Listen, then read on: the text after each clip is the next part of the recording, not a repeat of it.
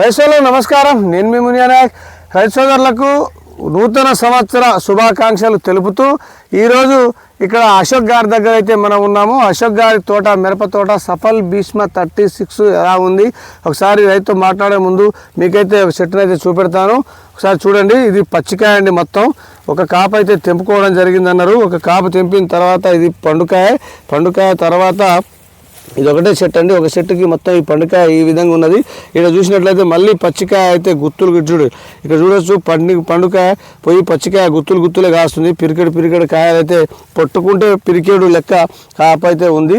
ఇలా చూసినట్లయితే ఏ చెట్టును పట్టుకున్నా కూడా చాలా కాపు అయితే పిచ్చిగా అయితే కాస్తుంది. ఈ విధంగా చూస్తే నెంబర్ 1 అంటే నెంబర్ 1గా పూత ఖాతాతో నిండి ఉన్న తోట. నమస్కారం అండి. నమస్కారం అశోక్ గారు. ఇప్పుడు ఇదంతా పూత బాగా పూతుంది, ప్లస్ పచ్చికాయ ఉంది, ప్లస్ పండుకాయ ఉంది, ప్లస్ ఇంతకుముందు కాపు తెంపామన్నారు.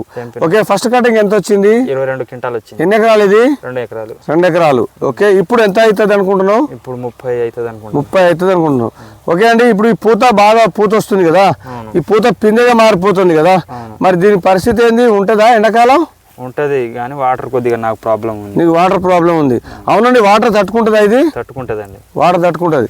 వాటర్కి తట్టుకుని ఇంకేమైనా నల్లికి తర్వాత ఈ రోగాలకు తెగుళ్ళకి తట్టుకుందా? తట్టుకుంటుంది అన్నిటికీ. ఓకే అండి.